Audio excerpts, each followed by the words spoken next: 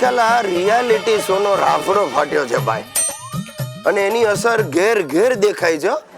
આ તમને મારા જ ઘરની વાત કરું, સવાર પડે ને એટલે મારી બૈરી આમ મારી સામે આવીને ઊભી રહે. શું આજે જમવામાં શું બનાવું? એ રોટલી શાક, બી દાળ ભાત, સી ભાખરી શાક કે ડી દાળ ઢોકળી? ને હું પાછો લાઈફ લાઈન યુઝ કરું, ફોન અ ફ્રેન્ડ. બાજુવાળાના ઘરે સારું શાક બન્યું હોય ને એટલે હું કહી દઉં, સુશી તું ફક્ત રોટલી બનાવ, શાકની વ્યવસ્થા થઈ જશે. અને રાખી સાવંતની જેમ મારી બૈરી ઉછળે, હા જાણું છું તમને તો બાજુવાળી ચાંપલીના હાથનું જ ભાવે છે. ભાભી ભાભી કરતા છેક રસોડા સુધી ઘૂસી જાવ છો. સખણા રેજો, તમને કહી દઉં છું.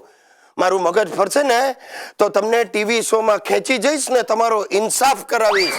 મારી પબ્લિસિટી થશે પણ તમારી આબરૂના તો ધજાગરા ઉડશે.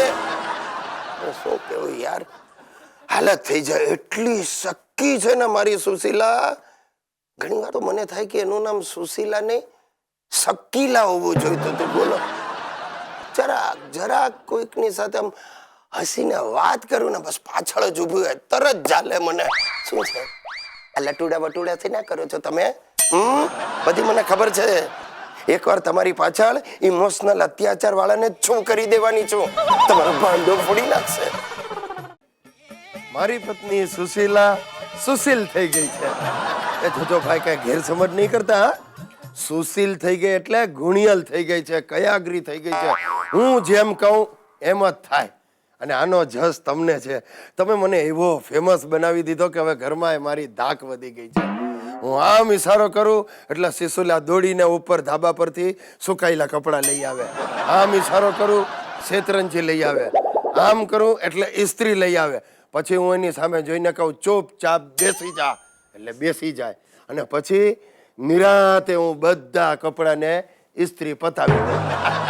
પણ કબાટમાં મૂકવાનું એને જ, આપણો ઓર્ડર એટલે ઓર્ડર. પણ શું છે કે હવે અમે શાંતિનું જીવન જીવી રહ્યા છે. અમારી વચ્ચે એક મનમેળ થઈ ગયો. હવે આ વાત પછી કોઈક ટીવી વાળાને ખબર પડી ગઈ. તમે નહીં માનો, તરત કેમેરાને માઇક લઈને મારા ઘરે આવી ગયા. મને કે ગિરીશભાઈ અમારે આ ન્યૂઝને બ્રેકિંગ ન્યૂઝ તરીકે ચમકાવવા છે. મેં કહ્યું યુ ડિસાઇડ.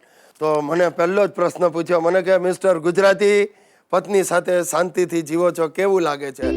હવે મેં જવાબ આપ્યો રાષ્ટ્રભાષા હિન્દીમાં. શું છે જરા વટ પડે. એટલે મેં કહ્યું કે ભાઈ જુઓ, वर बहरी के बच्चे बखेड़ा तो होता ही है. अभी घर में 2 वासण होएंगे तो खखड़ेंगे. અને આ સાંભળીને સુશીલાને સુરાતન ચડ્યું. એણે માઇક સીધું ખેંચ્યું પોતા તરફ અને એ પણ ભરડવા માંડી હિન્દીમાં કે પહેલે અમારે બીચ में लोही उकाड़ा होता था. એટલે પાછું મેં માઇક ખેંચ્યું પણ મેં કહ્યું અભી સબ થાળે પડ ગયા.